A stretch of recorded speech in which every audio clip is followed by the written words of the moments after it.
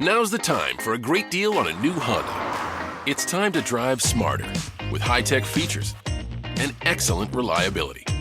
Check out the Honda Civic, Accord, or HR-V. For a limited time, well-qualified buyers can get a 4.99% APR on a 2025 Civic or a 3.99% APR on a 2025 Accord or HR-V.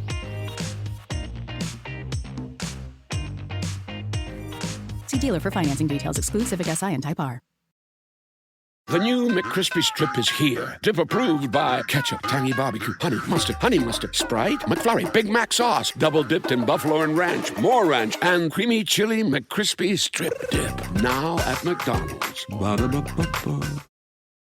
Well, while the Nationals may be playing in Baltimore this weekend, heading to Walters is still a great idea. The Tokyo Olympics are finally here, and Walters is a great spot to catch all the action, whether you're into gymnastics or swimming, track and field. Walters has enough TVs to watch everything and anything your heart desires. This year, surfing, skateboarding, softball, and sport climbing have been added to the exhibition events taking place, so make sure you look out for those competitions as well. Ninth pitch of the at-bat. Here it comes. Swinging a line drive right at the first baseman. Mancini on one hop. He'll jog to the bag for the unassisted out. And Matt Harvey has retired 8 in a row and allowed just one hit over 6 shutout innings. Swinging a line drive right field. This is trouble. It's going to be down one hop off the fence at the 318 mark. Mullins will score easily. Hayes is jogging into second with an RBI double. Orioles 3, Nationals nothing in the 6th inning. Here's Franco, another right-handed batter. The pitch. Cracked in the air to right center field, chasing Soto. He will make the catch, then go into a dive. Mancini tags at third. He'll score. The other runners hold. Sacrifice fly from Maikel Franco. Baltimore 5, the Nationals nothing. And welcome to Nats Chat for Sunday, July 25th, 2021, along with Nationals insider Mark Zuckerman of MASNsports.com. I'm Al Galdi, host of the Al Galdi podcast. It was this past Tuesday that Mike Rizzo said that he's taking a dual path approach to the July 30th MLB trade deadline. That's could be buyers, could be sellers. Since that Tuesday conversation with the general manager and president of baseball operations, the Nationals are 1-3. The 3 losses have come against the lowly Miami Marlins and Baltimore Orioles. Steven Strasburg has suffered a second setback. Max Scherzer has been scratched from his latest start, and the Nationals offense has struggled to score runs off 2 of the worst starting pitchers in the American League this season in Jorge Lopez and Matt Harvey. I don't know if the dual path approach still exists, but right now, one path is a rocky road filled with potholes. Another path is a smooth sailing highway, and that smooth sailing highway right now is leading directly to Sellville come trade deadline day. But the Nationals, they lose again at the Orioles. They now have lost this series stunningly, although I've been following this Nats team, maybe not so stunningly. 5-3 the final on Saturday night. Mark, things are not trending in a positive direction. They are not, Al. And I think as we've been saying for a few days now, that we felt like the only chance they were going to sell is if the team cratered over this next week. Well, I don't know if they've completely cratered, but I can see the comet falling from the sky. And it's getting close to impact, and it's going to create a very large crater if it does hit ground, unless somehow it burns up in the atmosphere. And the only way that's going to happen is if they win, certainly on Sunday, and at least 3 out of 4, maybe 2 out of 4. It's not good. This is exactly what they didn't need to happen. And, you know, I'm guilty of this as well, but we talked about how tough the schedule was against the NL West. And then we said, all right, the schedule's about to ease up against the Marlins and the Orioles. Here's your chance. Well, they won 2 against the Marlins. They haven't won since. And so much for that playing a factor in all this. They are teetering on the brink right now. 7 games under 500, 5 games to go until the trade deadline. I tweeted this after the game. You can follow me on Twitter at Al Galdi. You can follow Mark on Twitter at Mark Zuckerman. You can follow the Nats Chat podcast on Twitter at Nats_chat. The only reason at this point for the Nationals not to sell is the state of the National League East. That's it. Like, if you're doing a list of 2 columns, one column is reasons to buy or not to sell. The other column is reasons to sell. The column for reasons to sell is so much longer right now than the column for reasons not to sell. The only real reason is the division isn't very good. If the Nats can at some point catch fire again, get back some of their horses, the Nats can make a realistic run at the division. Like, that would be the thinking of not to sell. Otherwise, the state of the farm system, the fact that the Nats are an older team, The fact that the Nats have these injuries now that they're contending with, and it just feels like things are not going the Nats' way this season. The fact that the various facets of this Nationals team are all flawed. The offense is flawed. The starting pitching is flawed. The bullpen is flawed. Like, all of these things are screaming right now for this team to sell. And so, yeah, like, let's say the Nats do win Game 3 at the Orioles. And let's say, like, they split at Philadelphia or something like that. Should that dissuade Mike Rizzo from selling at this point? Like, I guess here's the question. If you don't know by now whether you should buy or sell, doesn't that tell you that you probably should sell? Like, doesn't that tell you everything you need to know if you don't know by now what you truly are this season? Well, yeah, I get what you're saying. And I think the question would be, it's kind of as you alluded to there, is I think they know, deep down, Mike Rizzo knows this is not a great team. And I think we've all known that for a while. But we've also known that it's possible that this year of all years, you may only have to win 86 games to win the NL East. And if that still seems within striking distance, and if you think the roster is going to be healthier the rest of the way, then you say, yeah, let's go for it. And, you know, who knows what happens in October? Do I think the Nationals are as good as the Dodgers, the Giants, and the Padres? No, I don't. But I have felt like, at least when healthy or close to healthy, that they do stack up with the Mets. I don't feel like the Mets are appreciably better than them. At the moment, yes, because of all the injuries, but if that were to get better. So, I mean, that would be the argument for it. I'm not trying to make that case for it necessarily. I'm saying that would be what it is. If they're in any other division right now, it's no question, no contest what they're going to do. So the other part of that equation, though, is this. It's easy to say, okay, they're not winning this year. It's time to sell. The thing is, you got to get something in return that's actually going to make a difference. You know, are you just selling for the sake of selling, or are you selling with a purpose, which is to restock your farm system, maybe even a player or two who's going to make a difference next year in 2022? If you can get those pieces, then sure, I think that's an appropriate way to go.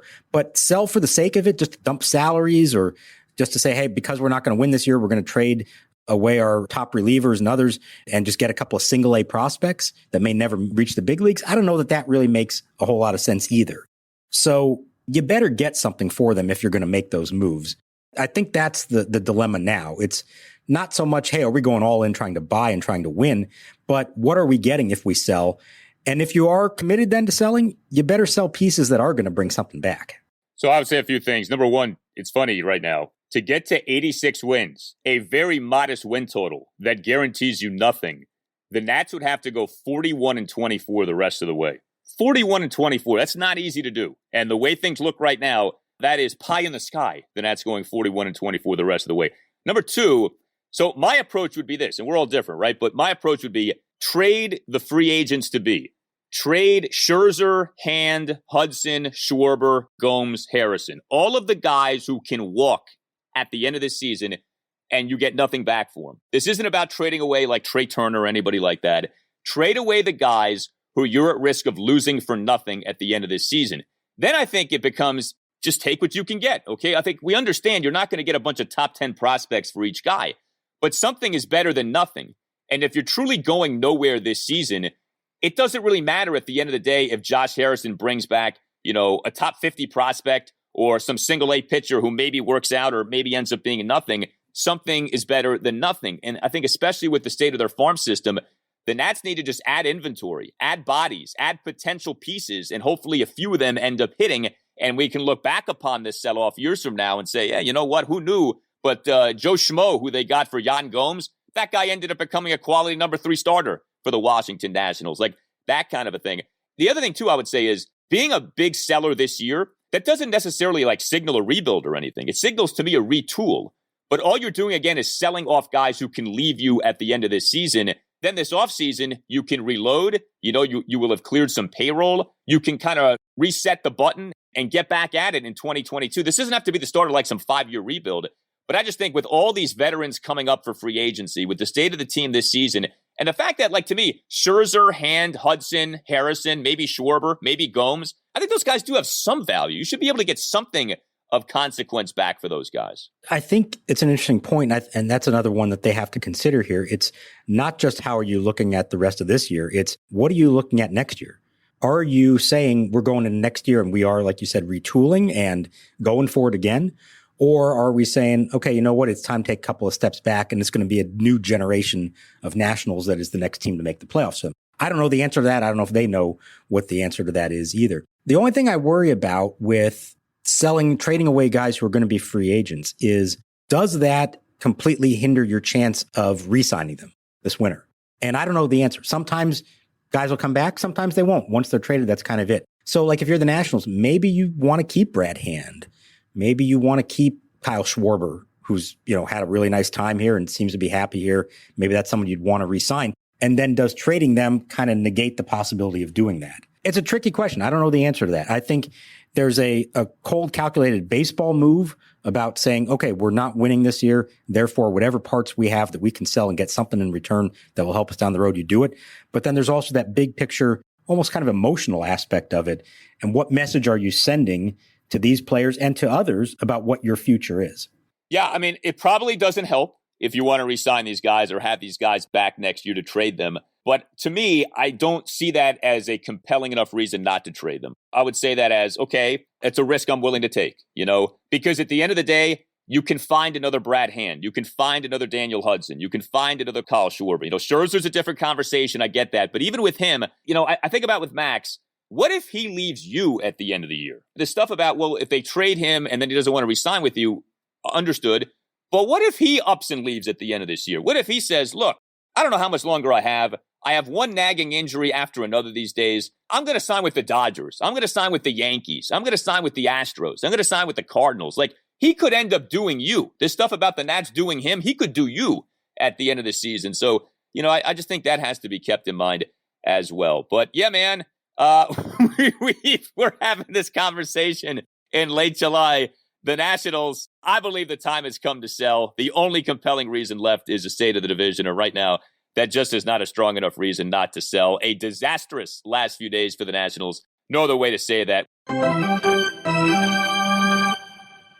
Nats Chat is sponsored by Silver Branch Brewing Company, located in downtown Silver Spring, only a 1-minute walk from the Silver Spring Metro station. Silver Branch is a perfect jumping-off point to Metro down to the game. Park at the Cameron Street parking lot and meet up with friends for a beer and a bite to eat before metroing down. You can also get Silver Branch beer at Nationals Park. Beyond the Gnome World, one of Silver Branch's 4 flagship beers, is available at District Drafts at Section 223. Brewed to be light and refreshing, Beyond the Gnome World won a gold medal for the Saison beer style at the Great American Beer Festival last year. Beyond the Gnome World is deliciously dry and thirst-quenching and the perfect beer for hot summertime ball games. You may not be familiar with Saison, but take our word for it, baseball season is the perfect season for Saison, and buying from District Drafts to support your local breweries is a gnome run. Go to Section 223 and try Beyond the Gnome World the next time that you're at Nats Park, and make sure you stop by Silver Branch, located in Metro Plaza, just steps from the Silver Spring Metro. Silver Branch Brewing Company, when you come in, let them know that the Nats Chat podcast sent you.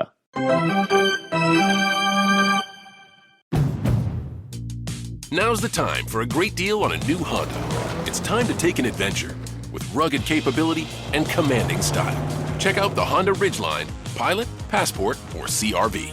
For a limited time, well-qualified buyers can get a 1.99% APR on a 2025 Ridgeline or a 3.99% APR on a 2025 Pilot, 2026 Passport, or 2025 CR-V.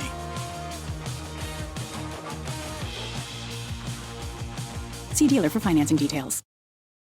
We'll get to the game, but Mark, the Scherzer news on Saturday, it's incredible, man. Every day there's something beyond the game to get into with the Nationals, and Max Scherzer ends up being scratched from this scheduled start on Saturday night due to a triceps ailment. Now, of course, Twitter went nuts with this because people thought that this was a phony injury and the Nats were about to trade Max. It doesn't seem to be the case, but right triceps discomfort, what happened, and where are we with Max right now?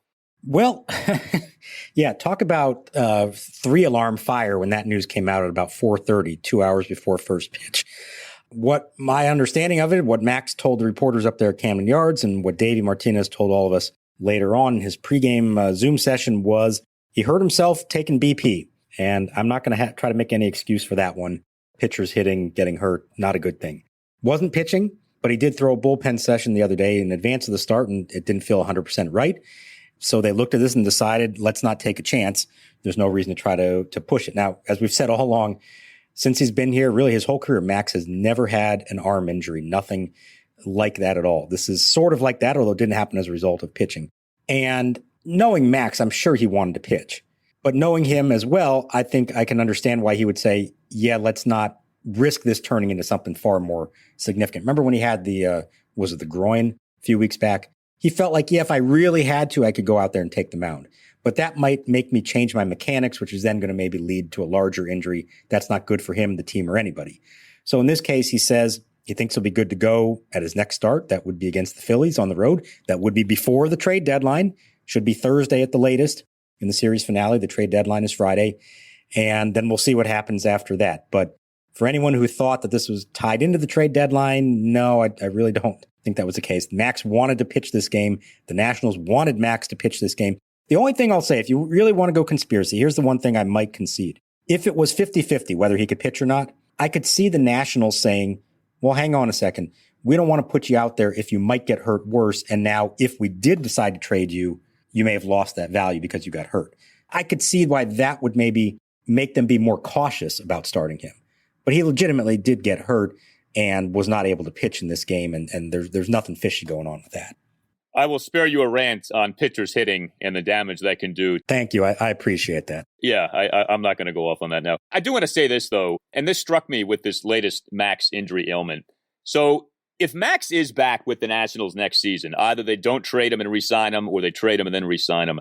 I really think the thinking on Max Scherzer needs to change, and it needs to change in this way. If the Nats are going to continue to be a starting pitching-dependent team, Max can no longer be the number one pitcher in the rotation. In other words, the Nats have to start building for a life beyond Max Scherzer as the ace. And that's not to say that he's still not a great pitcher, because he is, but he now has had, by my count, 6 injury things since the start of the 2019 season. And look, he's a human being, you know? He's in his age 36 season.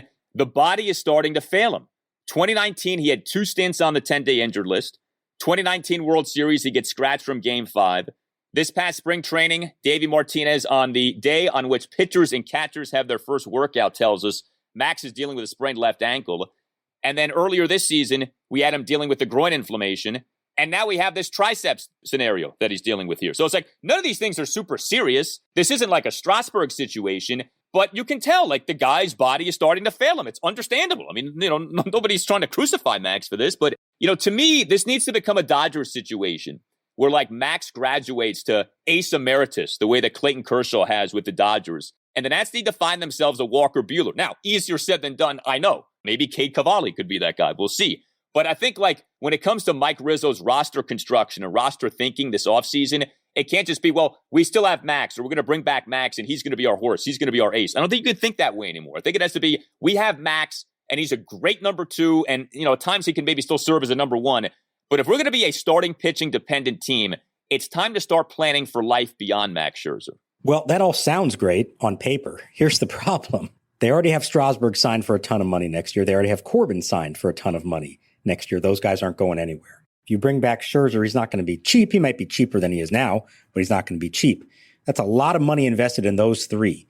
You're saying they need another number 1 on top of all that, and they don't have a Walker Buehler on the verge of coming up. Maybe Cade Cavalli eventually is that guy, but I don't think we know for a fact, you know, even if he is a big leaguer to start 2022, let alone the ace of the team. So you're going to go spend another $25-30 million a year on another starting pitcher this winter. That is a lot of money to be investing. And this is where the Strasburg and Corbin contracts are long-term going to have an effect on them. They sort of have boxed themselves into a corner where those 2 have to be part of this, whether Max Scherzer is or isn't. And if Max is back, it's kind of like those are the big 3. And I don't know if they can go get a 4th, to be honest. It's going to have to come from within, or it's going to have to be John Lester types that they sign for less money. So I get what you're saying. I don't think it's wrong philosophically what you're saying. I just don't know that practically speaking, they're going to be in a position to do anything like that.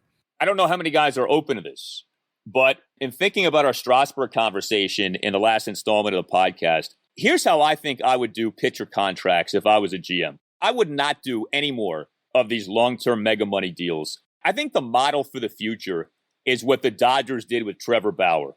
and you just give the guy an insane AAV, but you make it a short-term deal, and you say, look, man, we don't believe in 5, 6, 7-year contracts for pitchers, but what we will do is we will overpay you. We will pay you like crazy for a year, 2 years, maybe 3 years, like $40 million a year. And I would see who's open to that.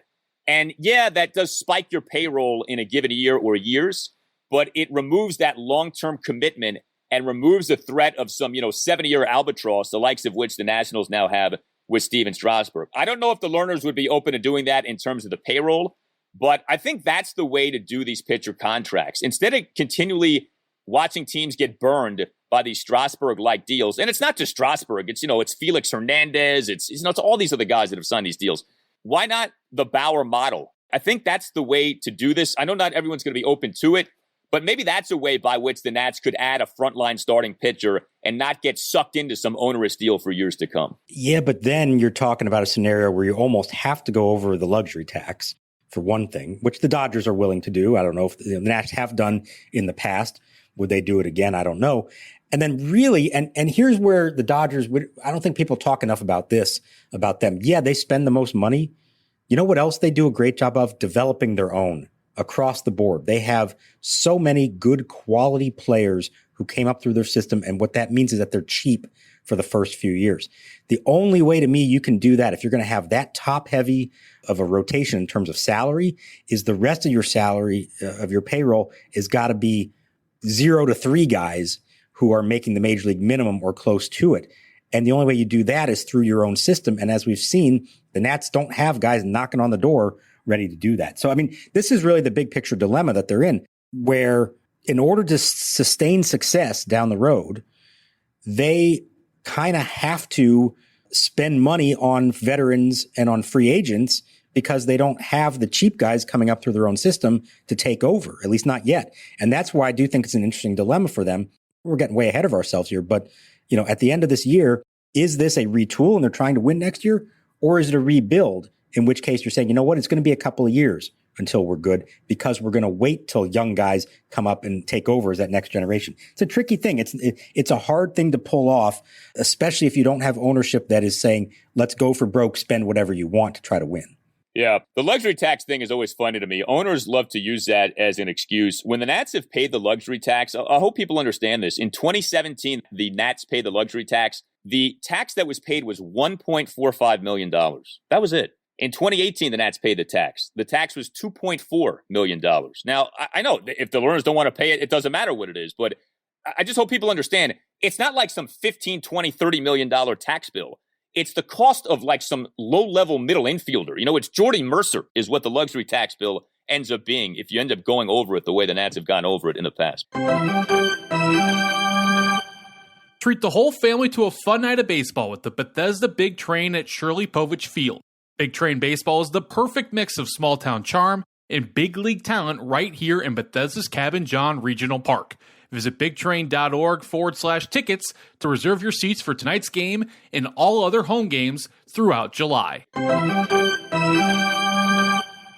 The reason we're talking about all these things is the state of the Nationals right now, and is what went down on Saturday night, a second consecutive loss at the Orioles. 5-3 ends up being the final. Mark, it was Jorge Lopez on Friday night. It was Matt Harvey on Saturday night. Matt Harvey, who has had a horrendous season, although in his previous outing, he did toss 6 scoreless innings, and in this outing, he does it again. 6 scoreless innings, 4 strikeouts versus 1 hit, a Trey Turner double, and no walks. The Nats in the game, 5 hits, no walks, 8 strikeouts, 1 for 6 with runners in scoring position. Another maddening night for the Nationals at the plate. If your name isn't Trey Turner, Josh Harrison, or Juan Soto, you did nothing offensively for the Nats in this game.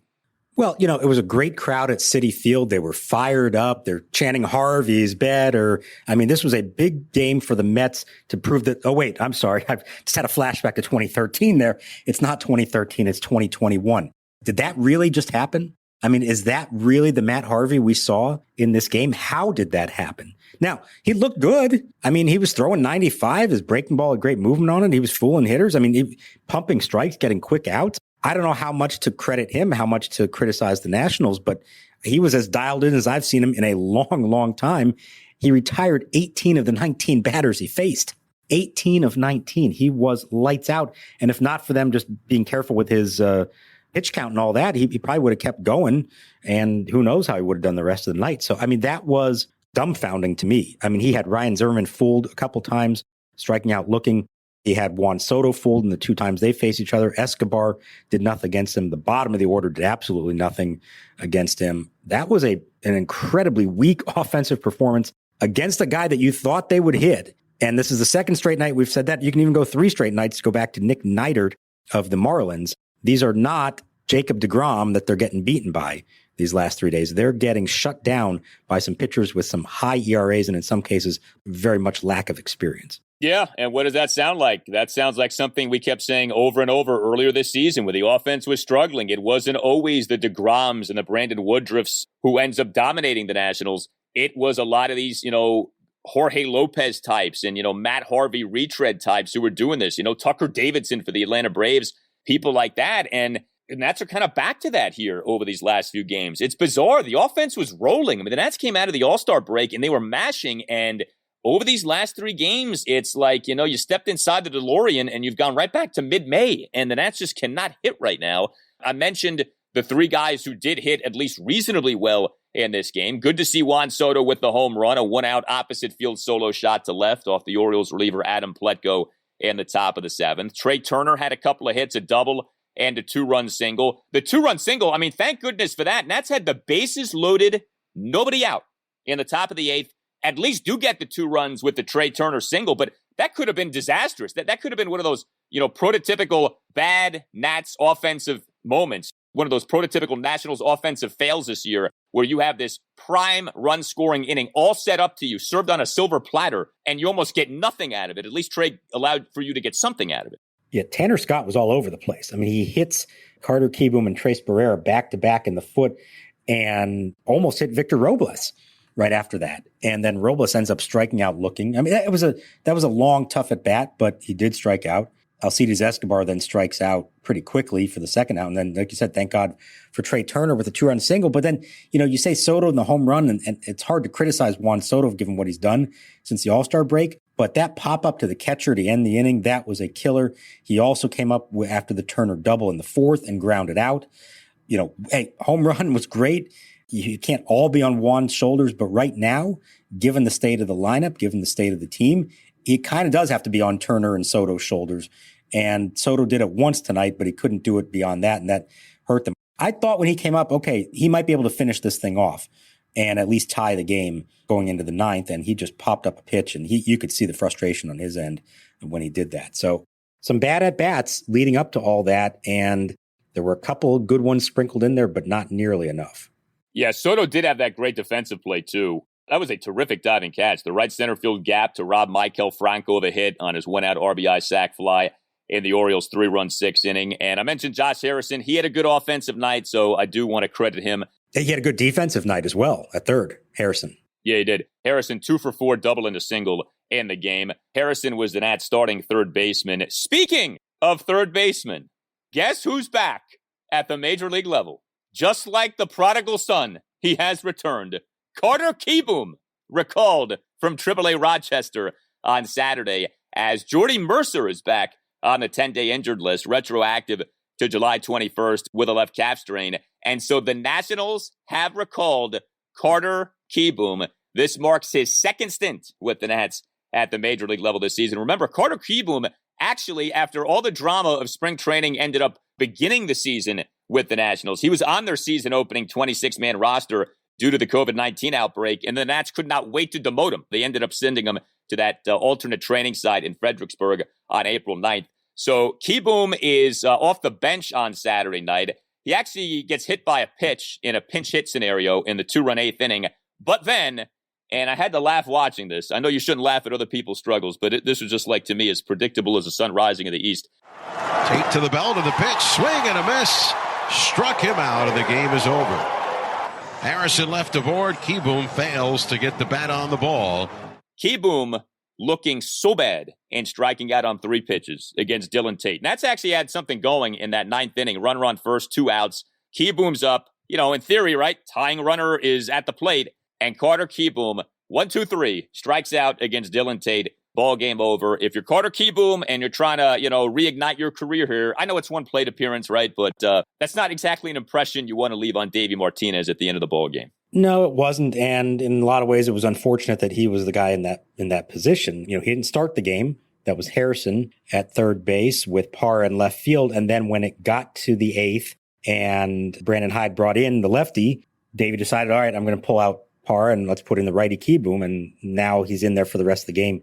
He ends up coming up to bat again. Now, I don't think we're going to see a lot of him based on the way Davey talked about this beforehand. I think Harrison is going to continue to be the third baseman against righties with, I guess, Parra and left, at least till Schwarber comes back. And then maybe against lefties, you'll see Kieboom at third with Harrison moving out to left. But I didn't get the sense that Kieboom was called up so that he can become the everyday third baseman again. Now, who knows? A week from now, if they've made some trades and if they are conveying that they are no longer trying to win this season, then absolutely you put him out there, you see what you have once and for all, you make your decision in the offseason. But for now, if they are still trying to win games and stay competitive, I don't think Carter Kieboom is going to be in the lineup on much of a regular basis. No, and I mean, nothing we saw on Saturday night would compel you to think otherwise. Where's Yadiel Hernandez? Yadiel's been looking good as a pinch hitter lately. Why did Carter Kieboom come to bat twice on Saturday night and we didn't see Yadiel? Well, I think it was a matchup thing, lefty-righty. I think if they were facing a righty, it would have been Yadiel, but he wouldn't pinch hit for Parra against a lefty. He wouldn't bring Yadiel for that. Now, maybe 2 outs in the ninth, you'd say, go with Yadiel for that one against Dylan Tate. And then if you tie the game and extend it, he could go to left and Harrison could go back to third. I suppose that's a possibility, although I know they still don't love Yadiel in the field, and now that would be extra innings. I don't know. I think it's pretty clear at this point they view Yadiel as a pinch hitter and not much else beyond that, to be honest. And maybe deep down, Davey wanted to see how Kieboom would handle that situation. I don't know. It was not a great at-bat. They were kind of flailing away at that point, trying to keep the game alive, so I'm not sure what kind of difference it would have made. Maybe he's also saving Yadiel to hit for Robles, who's now in the game after having pinch hit for Stevenson. Are you going to let Robles bat with the game on the line in the ninth? Or maybe you have to put Yadiel in there to do that. So, I mean, their options are pretty thin at this point when you get to that part of their bench. John Lester was the National starting pitcher in this 5-3 loss at the Orioles on Saturday night. Remember, was coming off that 7 scoreless innings outing in the 18-1 win over Miami at Nats Park on Monday night. And, Lester, I mean, I don't know how much time it's worth getting into Lester at this point. He was so-so. Like, he wasn't the Nats' biggest problem necessarily in this game. But, 3 runs in 5 innings. I mean, it's not very good, okay? Like, we kind of grade on a curve with John Lester at this point. On the one hand, he only gave up 3 hits and a walk. But on the other hand, the 3 hits were 3 extra base hits, 2 solo homers and a double. He had just 2 strikeouts. He threw just 41 strikes versus 29 balls. The 2 home runs, bottom of the first, 1 out first pitch solo shot by Trey Mancini. And then bottom of the fourth, 2 out solo shot by Ryan Mountcastle on a blast to dead center. That homer going to projected 437 feet per StatCast. And then Lester got charged with a run in the Orioles' 3-run 6. He gave up a leadoff double to Cedric Mullins. Austin Voth came into the game. Both struggled in this game, allowed an RBI double to the first batter he faced, Austin Hayes. So, we know at this point, Lester, it seems he's not going anywhere because the Nationals don't have anywhere for him to go. They don't have other viable options for the rotation. So he's going to keep going out there. He's been better over these last 2 starts. I mean, he's not the train wreck that he had been, but still, 3 runs in 5 innings is nothing to get excited about. No, the final line's not great. It was just a weird start because for 4 innings, he literally never had to pitch out of the stretch. It was the 2 solo homers, and he retired every other batter that he faced until the 5th, and the pitch count was low, 47 pitches through 4 innings. So, I mean, in some respects, like, that's exactly what you're hoping for from John Lester. He gets through the 5th despite a leadoff walk, and he's at 67.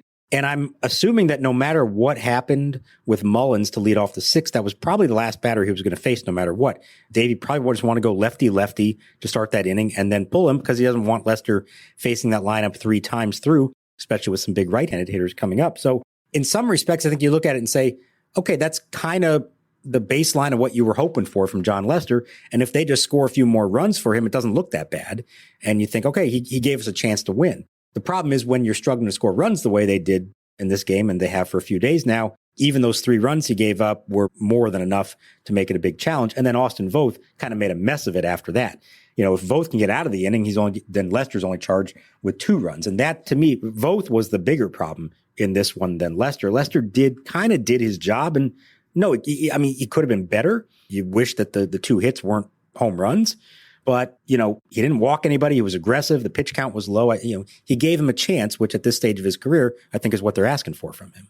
Yeah, Voth, a.k.a. Austin Suero, was not good. There's good Voth, bad Voth, like there's good Suero, bad Suero. And Voth was really bad. Comes into the game, man on second, nobody out, gives up that RBI double to Austin Hayes, then gives up a single to Trey Mancini, then issues a 7-pitch walk to Mountcastle. Voth had Mountcastle down 0-2, ends up walking him on 7 pitches. Then comes a 1-out RBI single by the ex-Nat Pedro Severino, who Voth had down at 1.12, and then came that sac fly by Michael Franco with 1 out on the great catch by Soto. So, yeah, Voth was bad. Sam Clay looked pretty good, scoreless bottom of the 7th. Daniel Hudson, scoreless bottom of the 8th. But, at this point, it's like the details of these games are mattering less and less. It's more about the outcomes. It's more about where this national season is at. And it's obviously not in a very good place right now. I guess let's say this. Mike Rizzo's not going to come out and say anything clearly. When do you think he'll make up his mind? Do you think it's possible his mind is already made up on the trade deadline? Or do you think Rizzo truly is going to wait this thing out before he, in his own mind, decides if I'm going to be a seller or a buyer? He may not wait until the day of July 30th, but I don't think he's making that decision on Saturday night or Sunday morning. I think he's waiting at least a few more days. And I feel a little bit silly even pointing this out, but as we're taping this, the Mets are on the verge of losing to the Blue Jays. They're getting blown out. So they're going to remain 7 games back. That's still 7 games. That's a lot to make up. And one of these days they actually have to gain ground, not just hold ground. But if the next few days there was a turn of events and they all of a sudden find themselves 4 out instead, it might change the equation. So I think he was being genuine when he told us the other day that this probably wouldn't happen until right down to the end. Now, maybe it happens a day before as opposed to the day of, but I don't think he's going to bed Saturday night and saying, okay, I'm trading Hand and Hudson and Schwarber and Harrison and Scherzer and all those other guys. I think he's saying, okay, I need to start seriously thinking about what I can get for them, but I'm leaving the door open until we get, within 48 hours of the deadline. You tell us what you think. Hit us up on Twitter at Nats_chat. You can always email the Nats Chat podcast as well. These are interesting times right now, not just in the season, but for the state of the Nationals franchise. What should the Nats thinking be with Friday's MLB trade deadline looming? July 30th, 4 p.m. Eastern, Nats Chat podcast at gmail.com is how you can reach us. That's Nats Chat podcast at gmail.com. A reminder, on Sunday morning, there will be the radio show installment of the Nats Chat podcast. For those listening in and around the Richmond area, and truthfully, you don't even have to be in the Richmond area. You can listen on ESPNRichmond.com. But a 1-hour best-of version of the Nats Chat podcast will be airing on 106.1 ESPN in Richmond. Again, you can listen outside of the Richmond area by going to ESPNRichmond.com. That's Sunday morning at 9 a.m. So, Mark, you can wake up on Sunday and listen to yourself on the radio. I know you enjoy doing stuff like that. I mean, if that doesn't get me up and moving on a Sunday morning, I don't know what will, Al. I mean, I usually listen to podcasts in the car on the way to the ballpark already, but maybe I can have my coffee and read the paper in the morning and listen to our voices as well, because there's nothing I want to listen to more than that. No, hey, look, this is a really cool thing that Tim Shovers has set up. Both for the audience in Richmond, and like you said, anybody, anywhere. If you missed some episodes along the way, or you haven't listened to them all the way through, check it out. You might catch some things that you missed along the way. And like I said, very cool job by Tim to get that set up and help expand our reach. Yeah, and Richmond's a great Nationals area. A lot of Nats fans in the Richmond area, so we're thrilled to be on there. If you do not already subscribe to the Nats Chat podcast, please consider subscribing. Costs you nothing. And if you haven't already, please, if you would, give the podcast a 5-star rating and just write like a 1-sentence review. Doing those things helps out the podcast a lot, doesn't cost you anything, and is very much appreciated. Nats Chat podcast t-shirts remain available and ready for you to have. You can go to natschatpodcast.square.site. That's natschatpodcast.square.site. And we want to send out a shout out to Melissa Cohen, who has been killing it by wearing her Nats Chat podcast t-shirt. Not just at Nationals Park, but Mark, Melissa was on the road on Saturday night at Camden Yards, proudly wearing her Nats Chat podcast t-shirt. That's a warrior. That's a soldier in the militia. That is the Nats Chat podcast. Someone going on the road and wearing the gear. Way to go, Melissa. We appreciate that. While I was gone on my trip, I know there was somebody out in San Francisco that represented right behind the plate, correct? So our reach is expanding. We appreciate all of it, and hope Melissa made it home safely from Baltimore wearing that shirt. Yes, I heard she went to Pickles afterwards and started a fight, but Melissa can tell us that story at some point. But thank you so much, Melissa. All Nationals radio highlights on Nats Chat are courtesy of 106.7 The Fan. For Mark Zuckerman, I'm Al Galdi. We'll talk to you next time on the Nats Chat podcast. Here's the 2-2. Swinging a fly ball left center field deep. This one's got a chance way back toward the wall, and there it goes. Juan Soto over the 364 mark in left center has home run number 17, and he has the Nationals on the board in the top of the 7th. Now's the time for a great deal on a new Honda. It's time to take an adventure with rugged capability and commanding style. Check out the Honda Ridgeline, Pilot, Passport, or CR-V. For a limited time, well-qualified buyers can get a 1.99% APR on a 2025 Ridgeline or a 3.99% APR on a 2025 Pilot, 2026 Passport, or 2025 CR-V.